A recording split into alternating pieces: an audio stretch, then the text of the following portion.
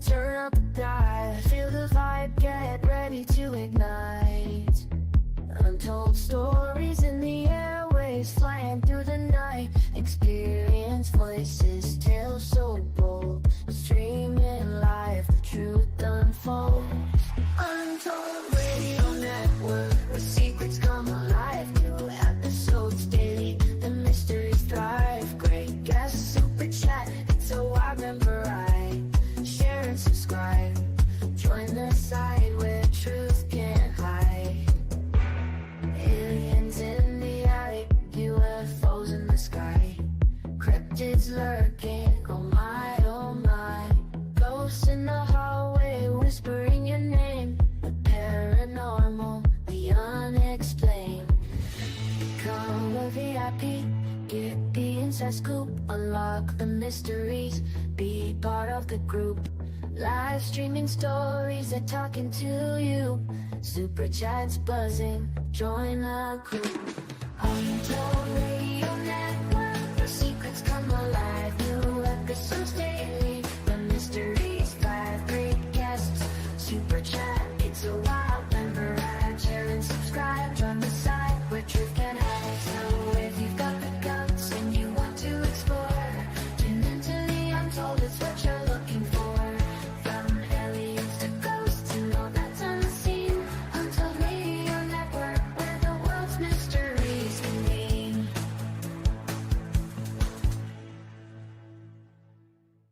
Hey Untold Radio Network fans, want exclusive perks and to support our channel? Introducing our YouTube membership program with 3 amazing levels. Get loyalty badges that level up to different cryptids the longer you're a supporter. How cool is that? You'll also get access to custom Bigfoot emojis and priority in chat. Upgrade to Backstage Pass for exclusive wallpapers, photos, status updates, discounted books, and merchandise. Go all in with the producer level for everything mentioned plus member shoutouts. Ready for an enhanced experience? Join now, pick your membership level, and let's make this journey even more exciting together.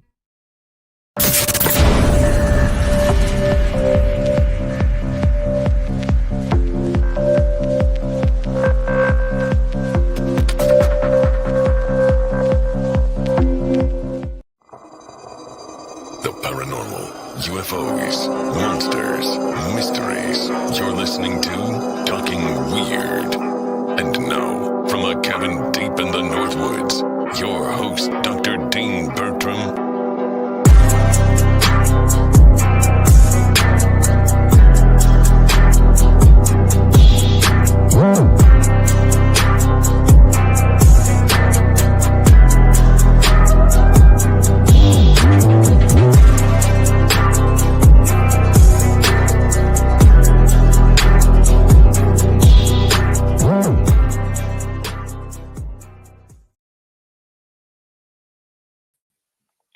Might help if I add myself to the stage before the credits finish. Anyway, welcome to Talking Weird on the Untold Radio Network. I'm delighted to have you all here. I'm your host, Dean Bertram. And as always, whether you're listening to me on or watching live when the show goes out on YouTube and Twitter/X, or I should probably just say X now. Twitter's probably no longer a thing, right? I'm still saying Twitter though. Maybe some of us still are. Or whether it goes out on Facebook, all live at the moment at 9 p.m. Central every Tuesday night. Thank you for joining me live. Or if you're watching the show where it's archived on those sites after our Tuesday 9 p.m. live slot, or listening to us on one of the many audio podcast platforms, welcome. Thank you for spending the next hour or so with me as we venture into the weird as always. I had a wonderful weird weekend. I'm still gradually recovering from this dang cold that I've had, but I'm much better than I've been the last 2 weeks. So thanks for bearing with me through all the coughing and the spluttering. But I had a visit from my very good friend, Brian Emmerich, who is the world's probably premier collector of shaver artwork and shaver and Palmer ephemera. And for anybody who watches the show regularly, you know that I'm making a feature documentary about Ray Palmer and about Richard Shaver and about the Shaver mystery.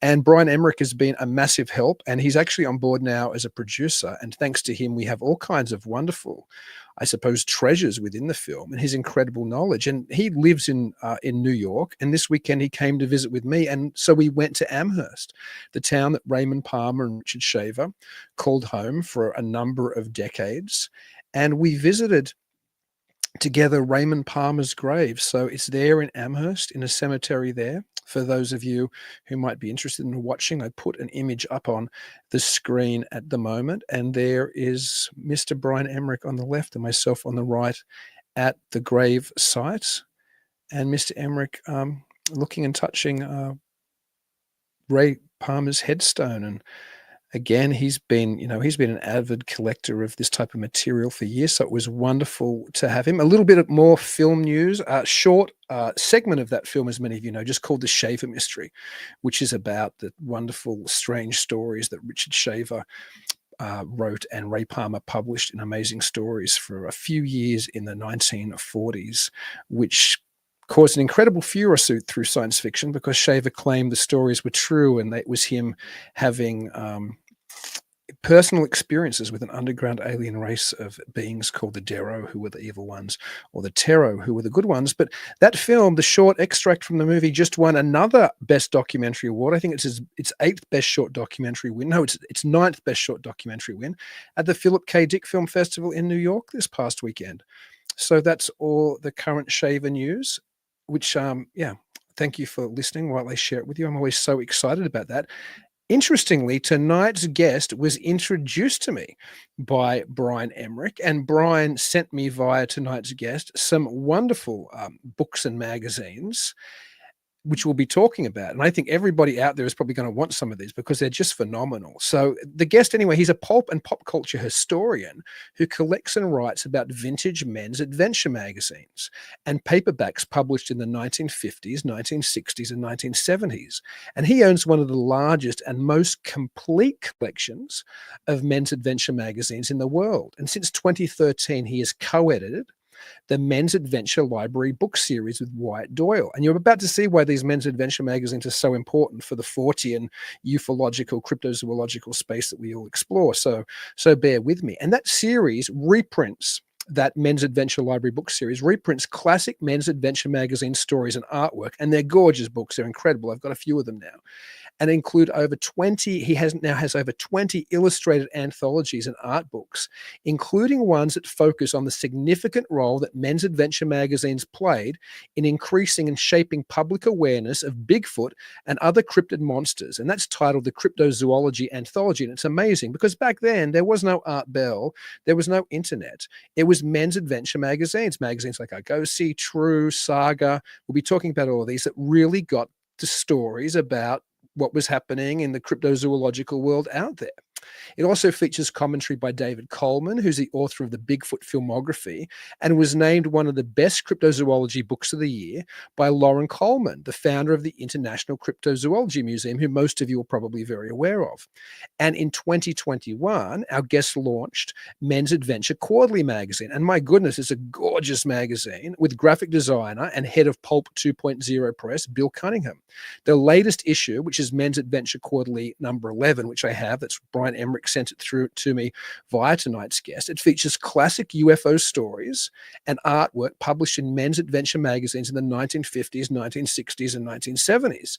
I mean, there are stories in here or from people like Donald Kehoe and John Keel and heavy hitters that were so vital in forming the type of ideas that we have about the ufology and the ideas we have about cryptozoology and also commentary in that UFO issue shows how important men's adventure magazines play this key role in increasing the public awareness of UFOs and of the UFO government and rather of the US government's attempts to suppress and cover up reports of UFO sightings.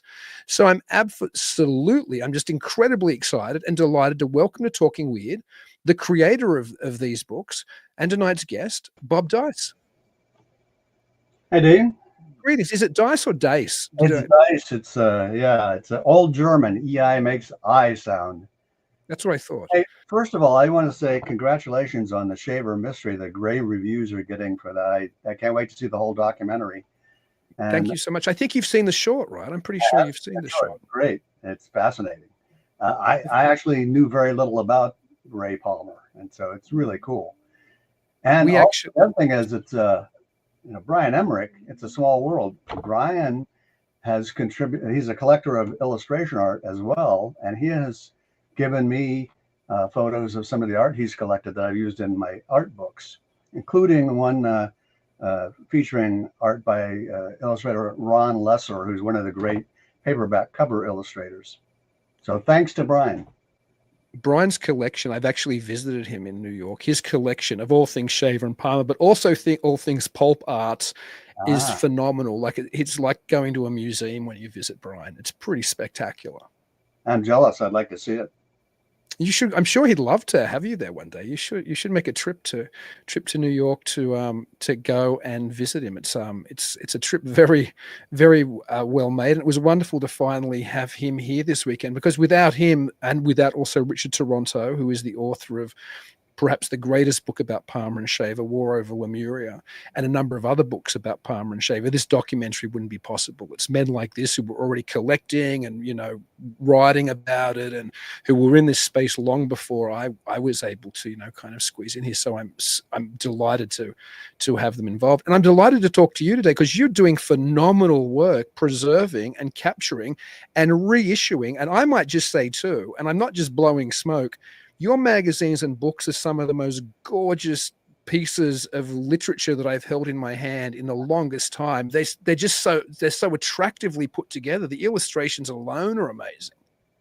Yeah, thank you very much. I can't take credit for the layouts. Those are done by my partners, Wyatt Doyle on the Men's Adventure Library books and Bill Cunningham on the magazine, and they just do a great job. I spend a lot of time scanning covers and interior illustrations and fine-tuning them with Photoshop, but those guys do all the great layouts.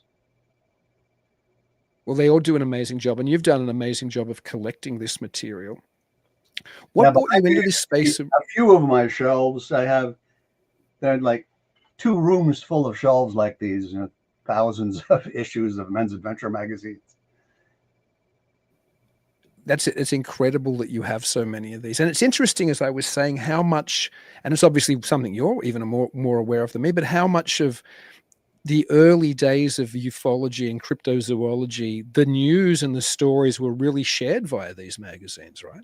Yeah, I didn't know that when I started collecting them, actually. I got into them because of the pulp art, and one of the things that got me into it was this image right here. It's the classic cover that goes with the story inside, Weasels Ripped My Flesh, which is probably the most famous Men's Adventure magazine story ever published, and the most famous title, because Frank Zappa, there you go, Frank Zappa borrowed that title for an album in 1970, and it's the September 1956 issue of Man's Life magazine, and it has that's incredible painting of a guy fighting off a horde of killer weasels. That blew my mind when I saw it, and I sought it out, and I bought it, and I read it, and I was amazed, and it got me hooked on collecting Men's Adventure magazines. And now I have over 6,000 issues, not counting duplicates, which I have many of. I think it's probably one of, if not the biggest collection in the world, and I have full runs or near complete runs of most of the 160 different Men's Adventure magazine titles that were published in the 50s, 60s, and 70s. Wow. I don't think anybody else would want to spend the money that you have to spend to put a collection like that together. That Weasels Ripped My Flesh issue, for example, if you can find one and the seller knows what it is, you'll spend hundreds of dollars to get one like that. Oh, you also spend hundreds to get issues like this, which is the February 1965 issue of Argosy, which has the big blockbuster story about the Patterson-Gimlin film of Bigfoot, written by Ivan Sanderson. And he was a regular contributor to Men's Adventure magazines. Here's another one he did that about the Minnesota Iceman. And he and John Keel, two of the biggest players in the whole realm of cryptozoology, were regular contributors to Men's Adventure magazines. And as I started collecting them, I found all these stories, and I had connected with David Coleman on Facebook, and we got to talking, and I showed him some of the articles that I had found. Like, there's an early one from Sir magazine in 1948, which has one of the first articles ever written about a Sasquatch. The article was originally published in, I think it was 1929, but was reprinted in Sir in 1948. And then I found all these other stories that seem to be really have historic significance. There's one, for example, about the giant thunderbird by a writer named Jack Pearl. And he wrote this story. As I recall, it's in the May 1963 issue of Saga. And that story sparked the modern awareness of the Thunderbird legend, the giant Thunderbird legend. Wow. The illustration there is different than, the famous photo of the guys with a Tyrannosaurus looking creature up on a wall of a barn. Right, the pteranodon up on the wall there, or the pterodactyl. That's a famous photo, faux photo, whatever it is. This one depicts the giant Thunderbird in a different way. It's a great illustration, though. Amazing. My daughter loves Thunderbirds, by the way. I'm going to have to make her. I'm going to have to show her this image or have her watch this episode later, because she's going to be fascinated by this. It's a fun story, and as we collected these, David Coleman wrote a great series of introductions to the stories to put them in historical context, and I'm really proud of it. And I think we're probably going to do another one eventually, because there's just so many stories that we can put in them. Yeah, it's amazing, and that's the Cryptozoology Anthology, right? Correct. Now, we did do another book recently. Yeah, that's Cryptozoology Anthology, and thanks to Loren for that. He's very nice of him, and he's been very good to us. We did another book, Wyatt and I did another book more recently called Atomic Werewolves and Man-Eating Plants, and that one, it actually has a story about an atomic werewolf in it. It's post the nuclear holocaust, and I won't give away the plot, but there's actually an atomic werewolf in that story. Fantastic. And there are man-eating plants as well. And those stories, most of the stories in there are science fiction and fantasy along the lines of what was in Weird Tales magazine, that old pulp that's one of the most collected pulps and most anthologized pulps out there. One of the things about Men's Adventure magazines is they are descendants of the pulp magazines that were published from the 1920s into the 50s. Most of them were digest size, as you may know, and those, the early pre-World War II pulps all had painted covers, and that's one of the traditions Men's Adventure magazines continued. But Men's Adventure magazines, which emerged in a few years after World War II and targeted World War II veterans as one of their main audiences, they added some other things. And one of them was nonfiction stories, or stories that were at least has some basis in fact or were portrayed as being factual. And a lot of the stories in the 50s, UFOs became big back then. Actually, UFOs were bigger in the 50s than cryptid stories. So in the Men's Adventure Quarterly number 11, we have some of the early stories about UFOs, like the blockbuster. Yeah, that Invasion UFO is number 11, and we now have the 12th issue coming out soon.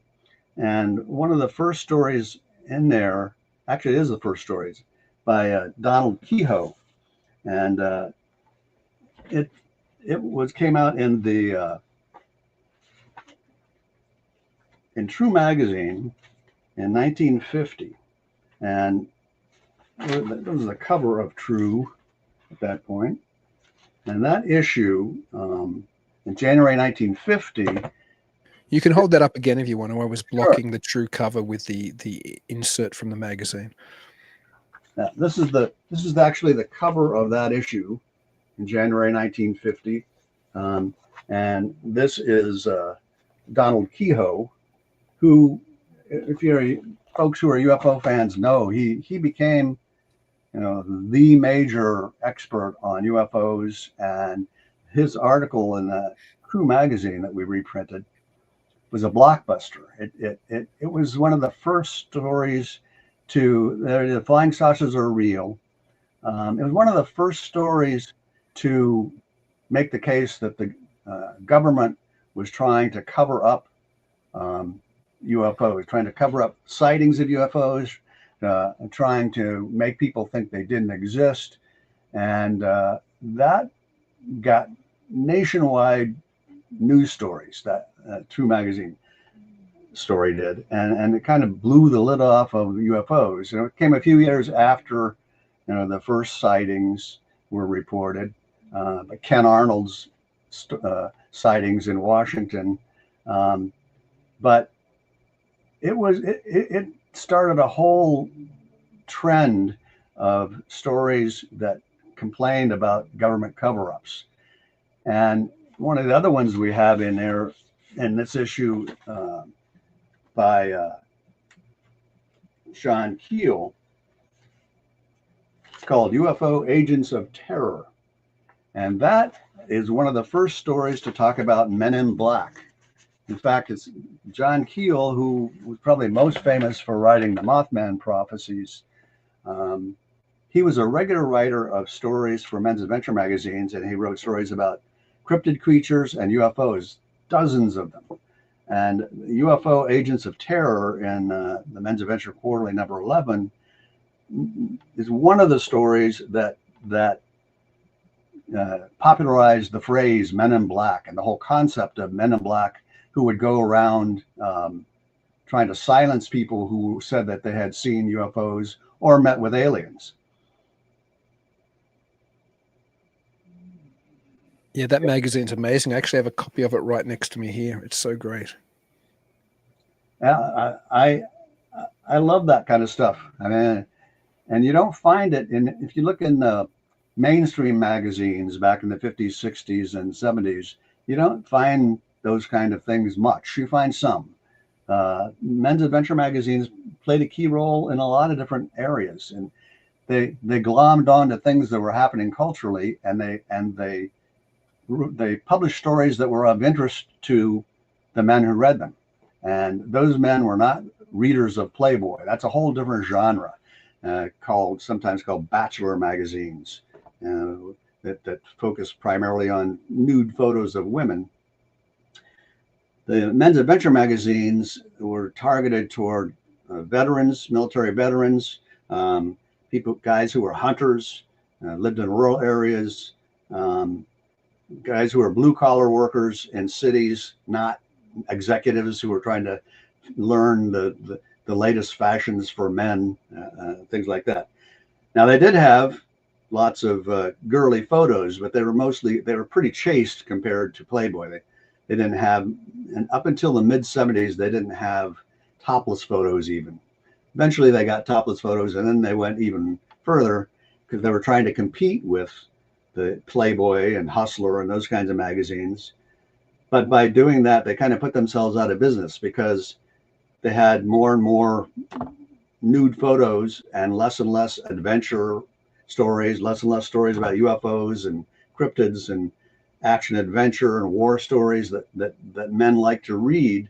And so they went under because they lost their audience in part, and also in part because the guys who wanted to see the nude photos were buying Playboy and Hustler instead.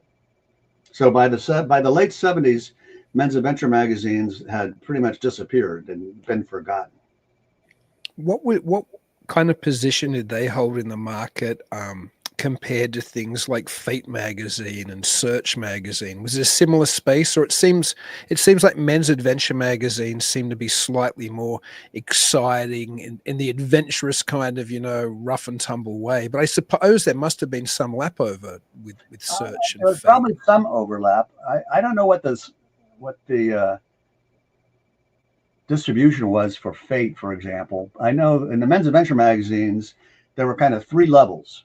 There was the top tier, True, Argosy, Saga, and those tended to have hundreds of thousands, or at their peak, 1 million or more subscribers. Wow. Then there's a mid-tier set of men's adventure magazines like Stag, Male, For Men Only, and Men. And those mid-tiers had several 100,000 subscribers, or several 100,000 in terms of distribution. Mostly they were sold in newsstands, but they did have some subscribers. And then the bottom tier, the ones that there's the wildest ones in terms of the bottom tier would be like Man's Life, the kind of some of the wildest ones. And those are also the ones that in the 60s and 70s had covers with Nazis doing terrible things to scantily clad women and prisoners of war. And those that some people call the sweat mags, those tended to have a distribution of about 100,000. How does that compare with Fate?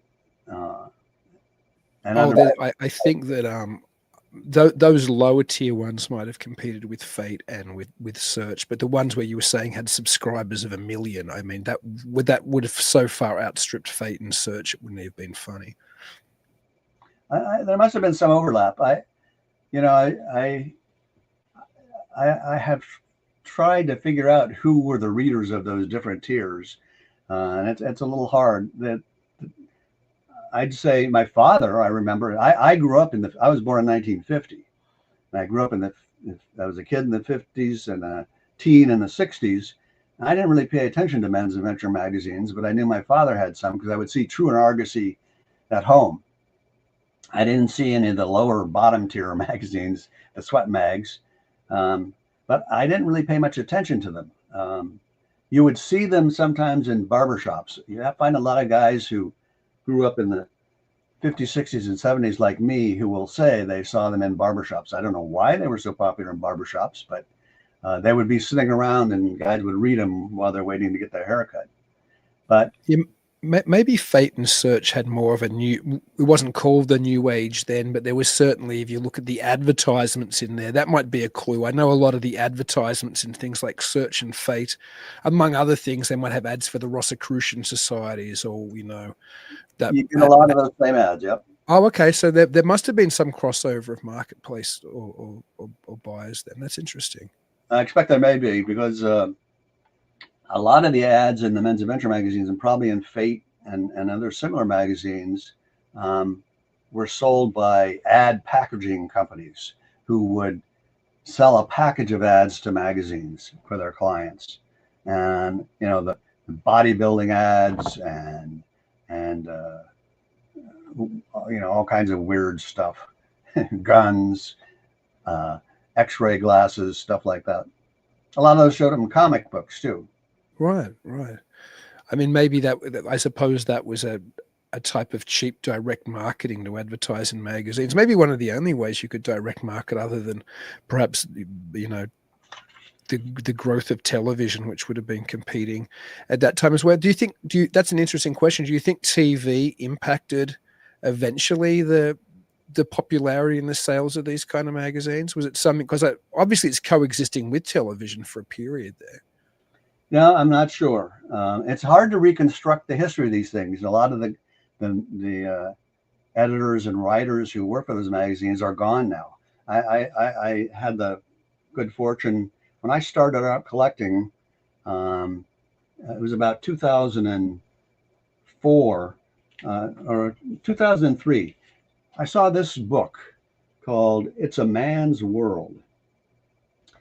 And in 2000, that was 2003. In 2004, this book came out, Men's Adventure magazines, and that's where I first saw this and got hooked on collecting them. And at that point, I decided around 2013 to create the menspulpmags.com blog. And when I did that, it was very interesting. I started to be contacted by some of the writers and artists and editors who worked for those magazines. And there were a number of them still alive then, including Bruce J. Friedman, who went on to become a famous novelist, playwright, scriptwriter. He wrote screenplay for Splash and many other movies. And he and I made contact through his son, Josh Allen Friedman, who's also a writer and a musician. And Josh, I found out, had done interviews with a number of the guys who were writers and editors for Men's Adventure magazines. And through him, I made contact with several, like Walter Kalin, one of the best writers, unknown now, but we did an anthology of his stories called He-Men, Bagmen, and Nymphos. And I read another writer named Robert F. Dorr, who was a government employee in the State Department, traveled the world. In his spare time in hotel rooms, he wrote stories for Men's Adventure magazines. And he wrote many great ones. We did an anthology of his stories too, called A Handful of Hell. And there's a story by Robert F. Dorr in this issue of Men's Adventure Quarterly that I found really interesting. Are UFOs attacking our oil fields? And we use the cover art by Earl Norham for the cover of that issue. Robert F. Dorr was still alive then when I got into collecting. He died, I believe it was 2018. And before he died, he told me when he was writing for Men's Adventure magazines, he basically learned to write about whatever was popular at the time. He wrote a lot of war stories because he was a military veteran. He was a military aviation historian. He went on to write 80 books about planes and military planes and World War II, Korean War, and Vietnam War. But there would be trends, and one of the trends was UFOs. And they got big, especially in the late 60s and early 70s. And they asked him, can you write stories about UFOs? He said, sure, I can write about anything. And what I found fascinating was he studied UFO stories written by people like Donald Kehoe, which used a lot of reports by people who said they had seen UFOs. And they were real reports. These were, I'm sure there were some that were phony at that point too. And we know there were phony pictures of UFOs, of things people threw up in the air and so forth. But a lot of the witness stories, just like with Bigfoot, a lot of the witness stories, and these were people who truly believed what they said they saw. Bob studied those and he started writing UFO stories for Men's Adventure magazines. And as they started to fade away in the 70s, the publishers of the Men's Adventure magazines started publishing UFO magazines. And some of the ones that came out, I'll show you a couple. Hang on a second. That's fascinating that there was that transition. No, I'd love to see the covers of what you have. And that would have started to intrude on Raymond Palmer's space, who was publishing flying saucers since the 1950s. Yeah, like True Magazine came out with one called True Flying Saucers and UFO Quarterly. And so True Magazine, which started as a Men's Adventure magazine, helped popularize UFO magazines through publications like that. There were another publisher, Saga, put out Ideals UFO magazine. And there were several others. Let me see. Oh, Argosy. Mm-hmm. Argosy had UFOs. Argosy UFO. Oh, wow. And so the men's adventure magazines, as they lost their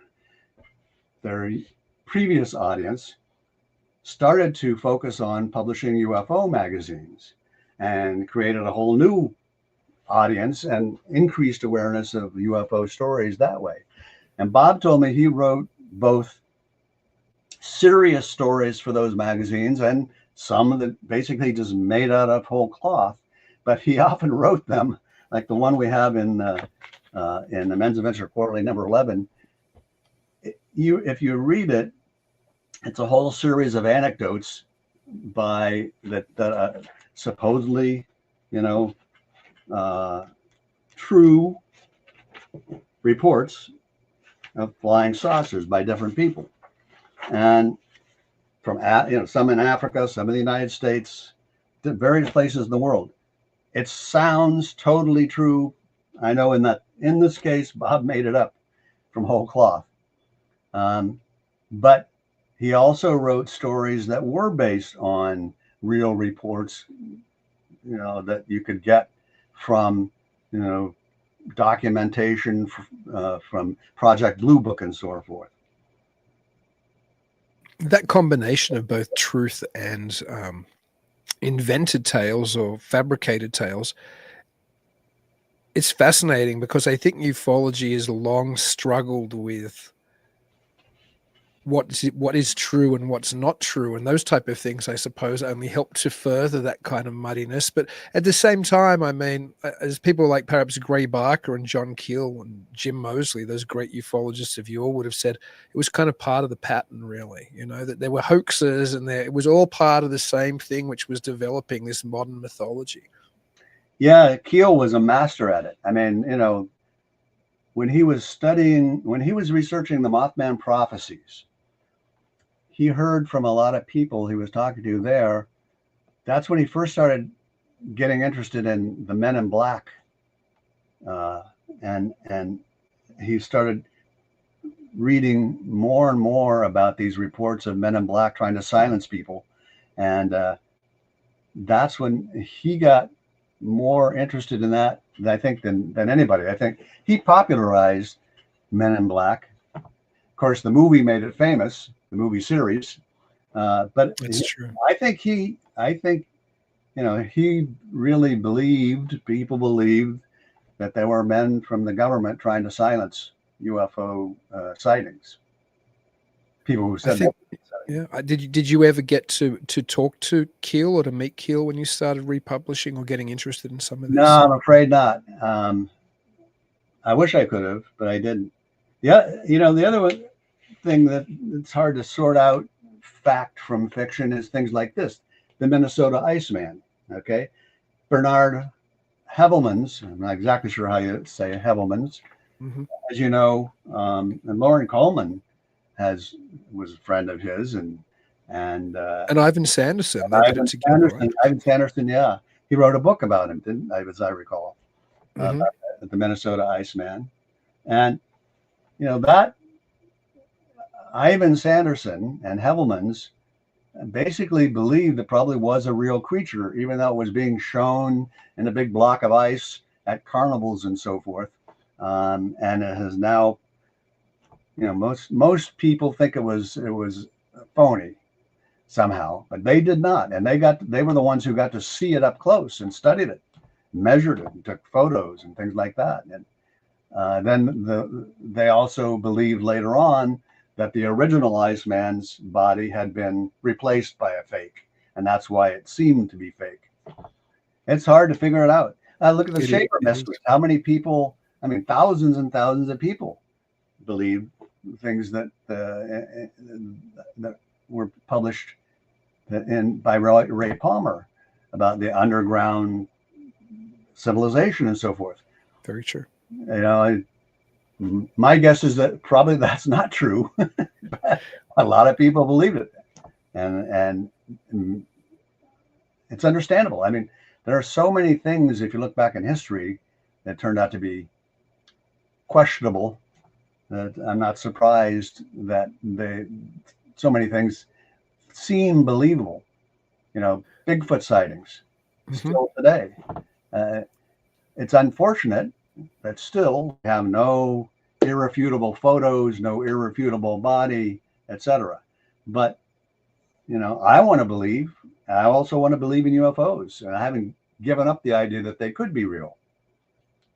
It's interesting, though, speaking to you tonight, I think it really drums it home how so much of the, regardless of the reality of the phenomenon, so much of what people came to believe about the phenomenon was inspired by people writing in the type of magazines that you collect and republish, as well as other magazines as well, of course, like we mentioned, things like Fate and Search and Ray Palmer's Flying Saucers, and there was a bunch of, you know, different fanzines out there in the UFO space, and Gray Barker's Saucerian and all these type of things. But writers were spinning these tales, including people like John Keel and Ray Palmer, and they were talented writers. So they no doubt, when they were telling these tales, beefed them up more to make them more interesting. I mean, that's just what a writer does. It's not like a police report. It tries to make the story more exciting.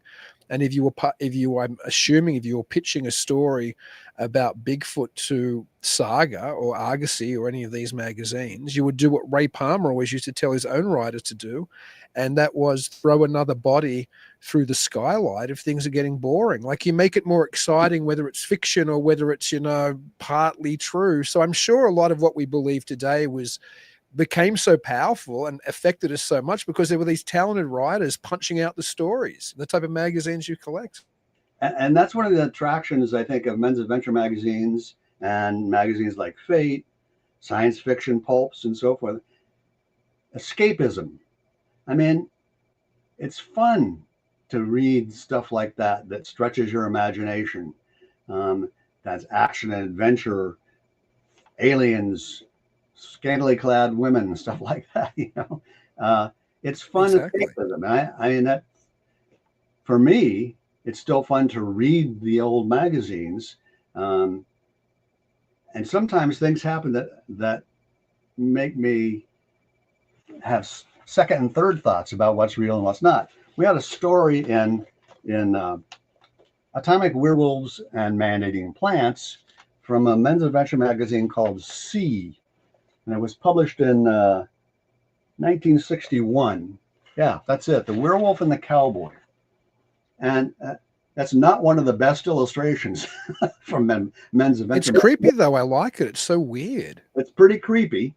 And it's a story about a cowboy who runs into this giant creature that's the size of a steer. You can see he's sucking the blood out of and the guts out of a steer there. And this they decided in the end of the story that it was a werewolf. And not long ago, this amazing thing happened. And we have a group called the Men's Adventure Magazine and Books Facebook group. And one of the people in that is a guy named Justin Mullis. And Justin has a PhD in American Culture Studies from Bowling Green State University in Ohio. And he's a big fan of, he studies the role of dinosaurs in popular culture and religion in horror films and cryptozoology in American culture. And he had read that story about the werewolf and the cowboy, and he posted a fascinating article from the Bozeman, Montana Daily Chronicle. Wow. It had a picture of this. This is a creature that's stuffed and mounted in the Idaho State Museum. And it isn't a wolf. It isn't a coyote. It's some kind of a strange hybrid. It was shot by a guy in Montana, somewhere on the Montana-Idaho border in 1886. And it was stuffed. And it was put in a museum there. And nobody could figure out what it was. And Justin Mullis said that creature, who nobody could identify, was what Loren Coleman, in his great book, Cryptozoology A to Z, must-have book if you don't have it. Yeah, that's a good book. A terrific book. He identified that as the Ringdocus,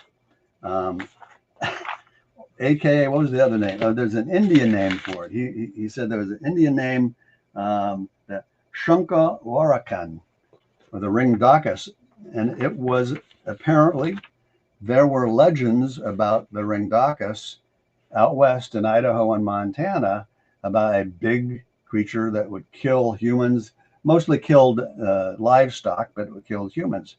I had no idea when we published the story that there were reported sightings of a creature like that in the same place the story is set, out west. Oh my goodness, that's fascinating. It is.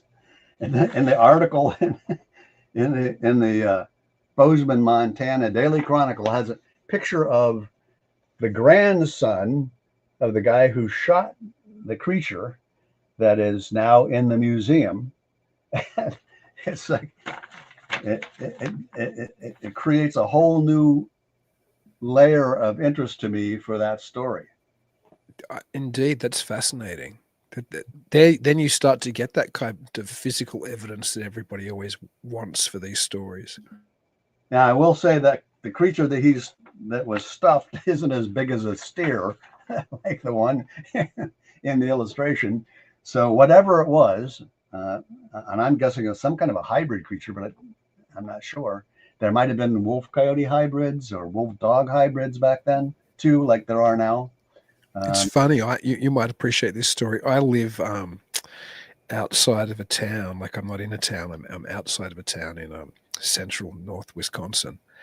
And in one of Linda Godfrey's, the late great Linda Godfrey's book, she writes about that town in the 1950s, that a farmer, probably not far from where I live here, drove into town in a panic, jumped out of his truck in, I guess, the local store or gas station or whatever there was in those days, and said there was a wolf the size of a horse terrorizing his property. Wow. So maybe that creature still roams the backwoods where I am. Who knows? It could be. I wish I'd see something like that. Maybe not too close up, though. Could be dangerous. This is Dogman territory around here, though. I had a friend who's a fairly well-known film director visit me a number of years ago when my daughter was much littler. She was a baby, so when she'd go to bed, she'd be sound asleep. We'd have like a fire outside. And my friend, I told him all the Dogman stories like that, and he would not stay. If I had to go inside to grab a beer or check on my daughter or something, he would. In fact, I don't even think she was with us. I think then she was staying with her grandparents when my friend was here. Anyway, if I had to go inside to do anything, he would not stay outside by the fireplace, because I told him all the Dogman stories, because around here, they're loaded. I mean, there's so many Dogman type werewolf stories. This really is Dogman werewolf territory. Well, so I know he wouldn't have wanted to see one up close, is my point. And down here in Florida, we have the skunk ape, who still hasn't been captured. Do you still hear about that often down there? Or? Oh yeah, it's still legendary. And there's a guy online whose name escaped me at the moment, who's the top skunk ape researcher. He's on Facebook, and I'm sorry I forget his name. The other thing, in terms of how things intertwine, is in the UFO issue of the Men's Adventure Quarterly, we have a story about underwater UFOs, and it's called they call them USOs. And I think it was Ivan Sanderson who was one of the first people who talked about that. It's USOs, they called them, underwater USOs, and that back then that was. 19. What was that? Is that a Sanderson article? That one? That one. Who was that one by? No, that's by an unknown guy, Larry Lewis. was in Mail 1974, which Okay. shows, in the mid 70s, Mail, which was a top men's adventure magazine, was promoting U.S. UFO stories like that. And I looked into it, and I found a couple of other underwater UFO stories in men's adventure magazines, and I thought, well, that's unusual. And then more recently, as you probably know, in recent years, there have been more and more reports of UAPs, unidentified. What do they say? Unidentified Aerial phenomena. aerial phenomena. Now, I haven't got Well, used. so sometimes they say unidentified anomalous phenomena, which could Right. be anything. But I haven't gotten used to that term myself yet. But I when I was doing the research for that story, I found that more and more of the recent reports by Navy pilots and seamen, right, are UFOs, or unidentified anomalous objects, out in the ocean, and a lot of them seem to go underwater. yeah, they talk about all this transmediumship now, the idea that they can fly in the air and they can also go into the water. And I know Ivan T. Sanderson, and you've published a number of his articles, I think, but he was one of the first people who honed in on that. Probably, I bet you there's articles by him somewhere in men's mags, because he wrote a book called Invisible Residence back in the late 60s, and he talked about USOs in that book quite extensively. And John Keel got into the idea of interdimensional beings and objects like that too. But there's I don't know if you ever saw this. There's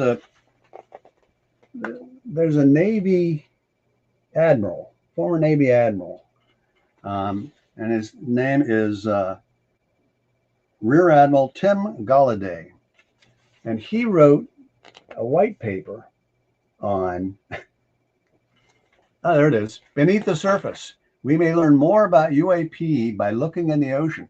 This is a serious white paper for an organization called the Sol Foundation. Wow. I don't know if you've heard of them, but they fund serious studies into UAPs.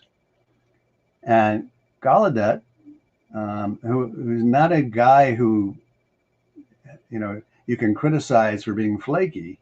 He's a very serious man with a lot of great credentials. He believes that there are underwater UAPs, or those that can go above and below. That's just fascinating. I need to get my hands on that white paper, because I haven't read it. It's another example of men's adventure magazines being ahead of the time. And can I also add, because men's adventure magazines definitely were ahead of their times, but you know who else said that very early on about them coming from beneath the waters? You could probably guess. Richard Shaver and Ray Palmer, because according to Shaver, there were the sea people who were actually who had lived under the water for a very, since diluvial times or pre-diluvial times, and they had this advanced technology as well. I did not know that. See, I have a lot to learn from when I see your final documentary. Oh, I can't wait for you to watch it. You're one of the first people I want to see it, Bob. When is that coming out, do you think? It's about 70% done, shot anyway, because there's still a lot of editing to do. But this spring and summer, I'll complete photography finally. So I will shoot it out probably by the summer or in the summer, and then it'll be me, fiddling with it, editing it, post stuff, and then hopefully I'd love it if it could be on the fest circuit by next year. That's my plan. So that'd be great. So the Shaver Mystery, the short, will finish the fest circuit. It's kind of, the Shaver Mystery's probably only got another 6 months or so of the short circuit to do, and then that'll finish, and then hopefully the feature will be able to go in there and take advantage of. Kudos and congrats. It's really terrific. Well, we're very much in the same space. I mean, I made the film to collect and, to help people remember these things that have been forgotten. And when I read your magazines and your anthologies, I get that same feeling that here's somebody collecting and collating this information, which has all but been forgotten in many ways. Like most people today who are into Bigfoot or into UFOs don't think back that once upon a time, some of the hottest stories and the most interesting pieces about this were appearing in men's adventure magazines. in science fiction and magazines and pulps and magazines like Fate. Yeah. Yeah. That's my friend in Australia, Andrew Nettie, who's written a series of books about vintage paperbacks. He came up with the term pulp culture historian and started calling himself a pulp culture historian because pulp fiction, although it used to apply only to the pre-World War II pulp magazines, that term is broadened out to include now be applied to vintage paperbacks, men's adventure magazines, and so forth. The pulp fiction is much broader than just pulp magazines. And men's adventure magazines are sometimes called men's pulp adventure magazines. And so I started calling myself a pulp culture historian too. It could be a pop culture, but pop usually relates to things that were more widely known in the culture, on TV and movies and so forth. And men's adventure magazines, not well known. In fact, I would say they've almost nearly forgotten until when this book came out, and that other one that I showed you, men's adventure magazines, that's when they started to get some new interest. Before that, they had been virtually forgotten. These books got my interest and the interest of other people, and then you started to see them being sold more often on eBay. And I started to run into more people who were collecting them. And I like to think that the books that Wyatt Doyle and I publish and the magazine that I do with Bill Cunningham is increasing awareness of this nearly forgotten genre. Have you found, and I mean, it's a wonderful thing that you guys are doing, because these things should be remembered. Most of my knowledge of these, or my very limited knowledge of these magazines, is that I knew that people like Sanderson and Keel had written for things like Argosy and Saga. So that was my very limited knowledge that I kind of, bumped into when I was doing UFO research, and certainly Kehoe's stuff in True and things like that. But have you found, and this is just something I'm interested in as somebody who's by making this documentary, I've almost been forced to become a collector of certain sci-fi pulp type magazines and early UFO magazines, because it's so important to me telling this story. But my impression is that the prices on some of these things have gone up considerably since I did my PhD work in this space. Have you found even maybe your own work is driving the price on these things up, or do you find eBay or the general market seems to be lifting the prices on these magazines that once mightn't have been considered treasures as they are now? Some of them, yeah. I mean, there's still the men's adventure magazines that have wide circulations, True, Argosy, Saga, those were fairly common. They had circulations in the hundreds of thousands. And those you can usually get from anywhere from, depending on the condition, $10 to $40. Some of the wild ones, like something like this, which is hard to find. I have 3 copies. The last one I bought, I paid $400 for. Wow. Some of them, like this, almost impossible to find, because not just men's adventure magazine collectors, but cryptozoology buffs are looking for that one. So the ones that, and then there are some magazines that had limited distribution. Some only lasted, for a few issues. Some lasted for a few years. The longer lasting magazines that lasted for 10 to 30 years and had large distributions, those aren't too expensive. But if you get into it deep, you'll have to spend a lot of money.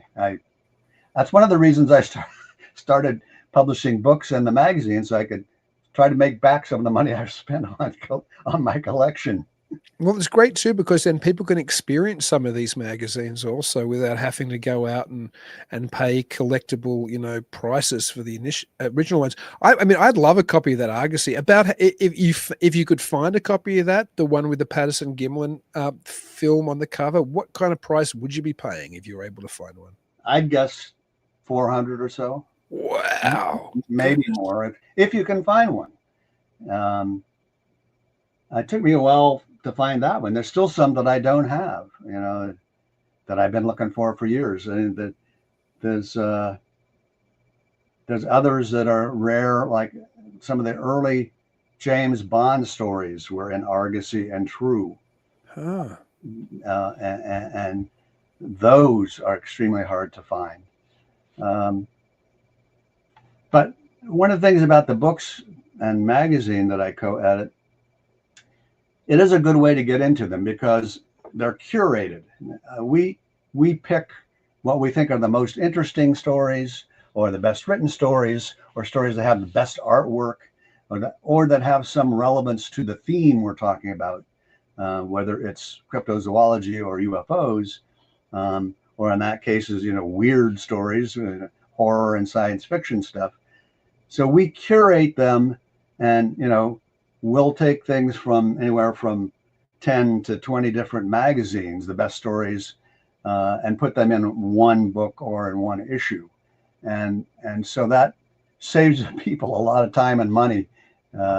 We also write introductions that try to put things in context. We write introductions that talk about the authors, the artists, the publishers, and so forth, so people get a better idea of what they are. So they're not just, if you just get a magazine from the past, you don't really know, well, who was the publisher? You didn't know, for example, that the issue of Mail magazine that you're reading was published by Martin Goodman's magazine management company. Martin Goodman created Marvel Comics. That's where Marvel Comics comes from, is Martin Goodman's magazine management. Oh, wow. And so we try to add. Oh, and one of his writers was Mario Puzo, who became famous from The Godfather. Right, he's a good. I've read a number of Puzo's novels. They're great. Well, Puzo from about 59 to 64, Puzo was a writer and an associate editor for Martin Goodman's Men's Adventure magazines, and he wrote under the pen name Mario Clary. He wrote all kinds of stories. Huh. And in the Men's Adventure Quarterly number 10, we include one of the stories he wrote. Let's see, where is it? Page 26. I'm looking forward to issue number 12 too, if there's more UFO stuff in it, by the way. The men who led the Green Berets to the Kong's terror HQs. That story, which is credited to Mario Clary, was actually written by Mario Puzo. And here's Mario with Bruce J. Friedman, who was an editor for the Men's Adventure magazines published by Martin Goodman. They were good buddies. And, that's the thing that we can do in the magazine and in our books, is provide that kind of context for people that they wouldn't know otherwise.